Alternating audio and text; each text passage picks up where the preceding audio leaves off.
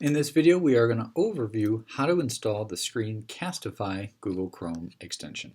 So first, I'm going to navigate to the Chrome Web Store. To do so, I'm simply going to type in Google Chrome Web Store. Then I'm going to click on the Chrome Web Store link. Then in the Search the Store box, I'm going to type in Screencastify and click Return. I'm going to click on Screencastify, Screen Video Recorder.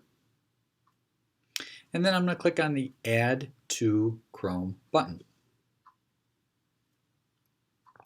Here you'll see Add Screencastify, Screen Video Recorder. I'm going to say Add Extension.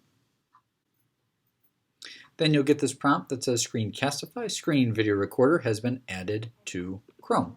So you'll either see it here next to your Omnibar, or if you click on the puzzle piece, you will see the extension there. And that is how you install the Screencastify Google Chrome extension.